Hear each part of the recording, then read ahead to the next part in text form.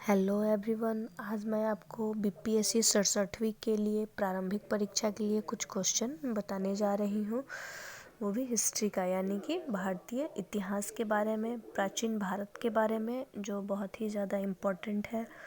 तो पहला क्वेश्चन है मेरा कि निम्न में से किस हड़प्पन नगर में जूते हुए खेतों के निशान मिले थे, कि यानी कि जहाँ पे खेत जोता गया था। तो पहला ऑप्शन है आपका कालीबंगन, दूसरा है धौलावीरा, तीसरा है मोहनजोदड़ो, चौथा है लोथल और पांचवा है इनमें से कोई नहीं। तो आंसर मेरा ए होगा, यानी कि कालीबंगन। तो कालीबंगन से भी मैं आपको बहुत सारे ही क्वेश्चन और साथ साथ में आंसर भी बता रही हूँ, जैसे कि कालीबंगन आखिर है क्या। सिंधु सभ्यता की खोज वर्ष 1921 में दयाराम साहनी ने किया था। सिंधु सभ्यता की खोज किसने किया था? दयाराम साहनी ने किया था। कब किया था? वर्ष 1921 में। और यह किस नदी के किनारे स्थित है? तो यह रावी तट के किनारे स्थित है।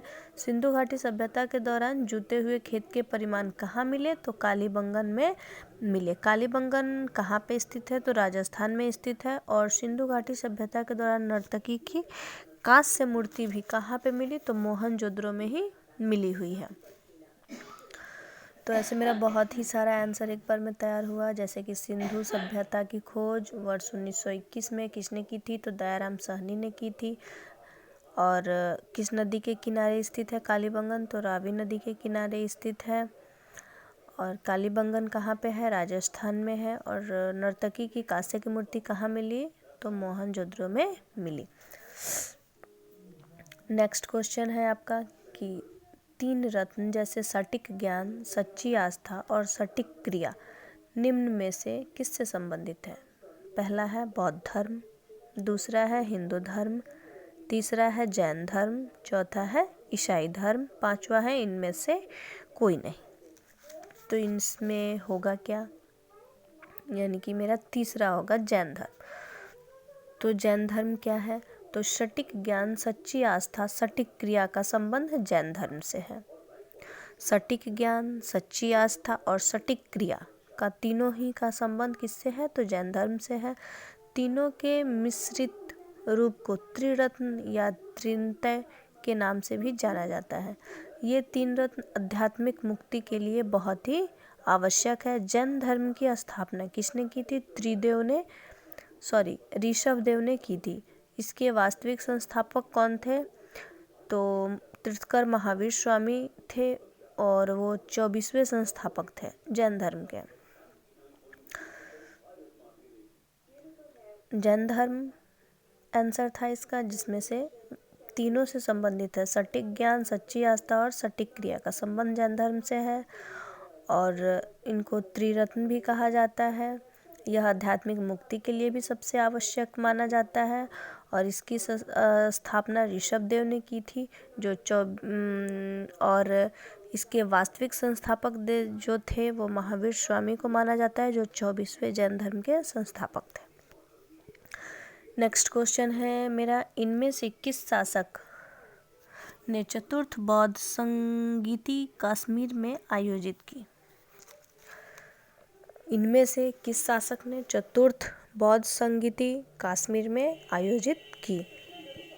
पहला ऑप्शन अशोक, दूसरा अजातशत्रु, तीसरा कनिष्क और चौथा है कालाशोक और पांचवा इनमें से कोई नहीं। तो आंसर मेरा होगा कनिष्क, जिन्होंने चतुर्थ बौद्ध संगति कश्मीर में आयोजित की। आखिर ये कनिष्क थे कौन? तो चतुर्थ बौद्ध संगति का आयोजन कुंडलवन यानी कि कश्मीर में किया गया था। इस संगति का आयोजन कनिष्क के शासनकाल में वसुमित्र की अध्यक्षता में आयोजित की गई है। इसी संगति में बौद्ध धर्म हीनयान तथा महायान में भी विभाजित हुआ था। उसी समय संगति में बौद्ध धर्म दो भाग में विभाजित हो गया, एक हीनयान और एक महायान। और इस संगति का आयोजन कनिष्क के द्वारा शासनकाल में किसकी अध्यक्षता में हुई थी? तो वसुमित्र की अध्यक्षता में की गई थी। नेक्स्ट क्वेश्चन है, निम्न में से किस भारतीय दर्शन ने परमाणु सिद्धांत का प्रतिपादन किया?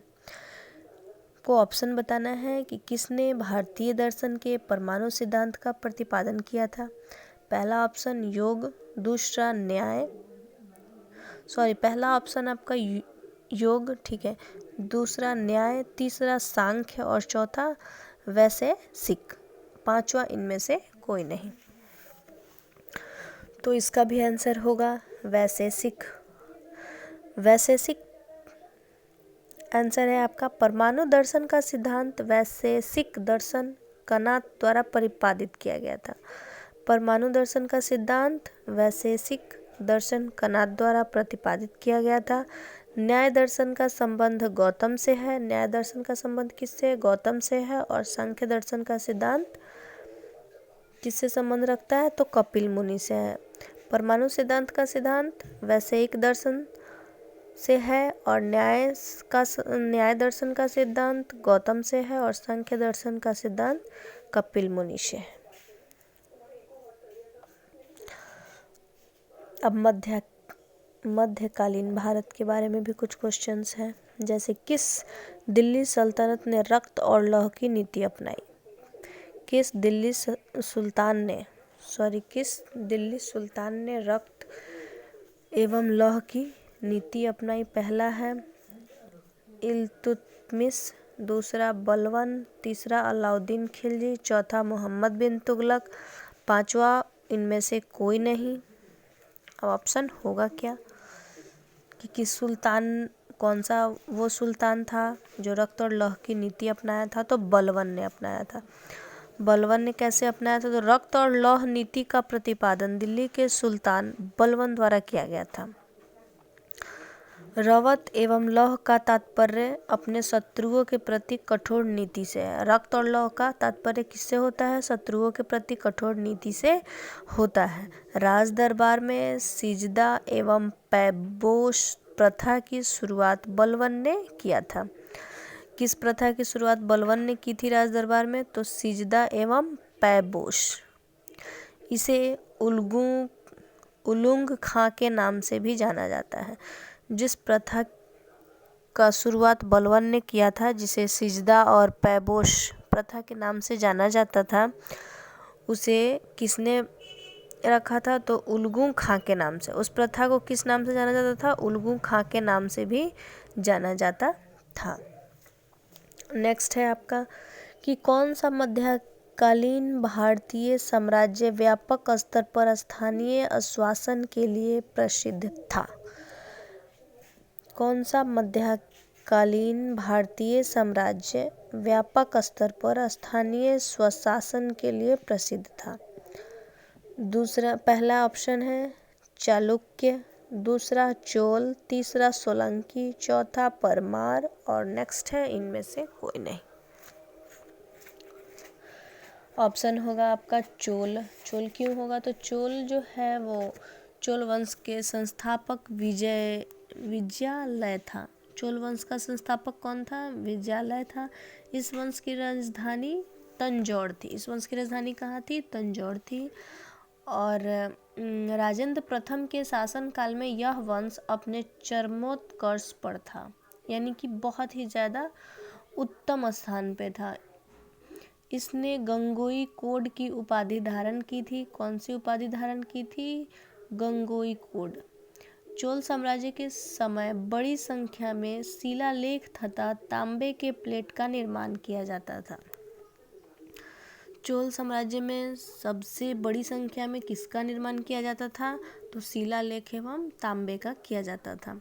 चोल शासकों के उत्तर मेरु शिलालेख के माध्यम में हमें चोल काल के ग्राम प्रशासन के बारे में भी जानकारी मिलती है। ओके।